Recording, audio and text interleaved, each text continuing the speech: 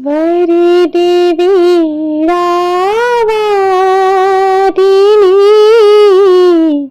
वादिनी वरदे वरदे वरदे वीणावादिनी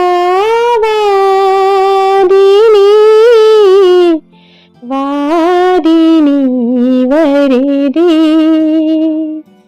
प्रिय स्वतंत्र रव अमृत मंत्र नव प्रिय स्वतंत्र रव अमृत मंत्र नव भारत में भर दे वीणा वादिनी वरदे वरदे वीणा वादिनी वरदे।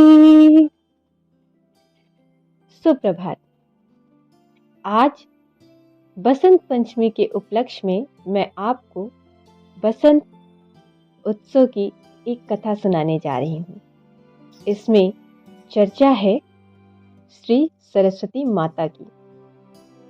सरस्वती मैया की जय, जिन्होंने कंठ में स्वर दिए, हर जगत में स्वर दिए।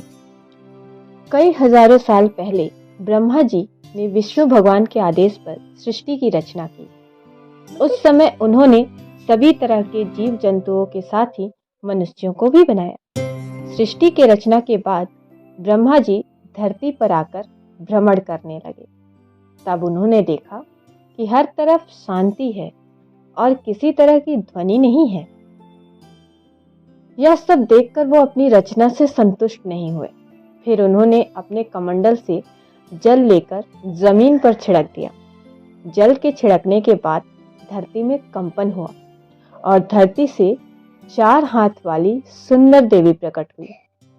उस देवी के एक हाथ में वीणा, दूसरे में वर मुद्रा, तीसरे में पुस्तक और चौथे में माला थी। चतुर्भुजी देवी ने ब्रह्मा जी के कहने पर अपनी वीणा से मधुर नाद किया। तभी से संसार के सभी प्राणियों को वाणी प्राप्त हुई।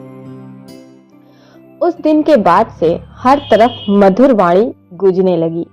चिड़िया चहचहाने लगी, भंवरे गुनगुनाने लगे और नदियां कलरव करने लगी। उनके वीणा की मधुरता को सुनने के बाद ब्रह्मा जी ने उन्हें वाणी की देवी सरस्वती पुकारा। तब से ही उस चतुर्भुजी देवी को सरस्वती के नाम से जाना जाने लगा। माँ सरस्वती देवी माघ मास के शुक्ल पक्ष की पंचमी के दिन प्रकट हुई थी, जिससे इसे दिन को वसंत पंचमी कहा जाता है। तभी वसंत पंचमी के दिन माँ को सरस्वती के जन्मोत्सव के तौर पर भी मनाया जाता है।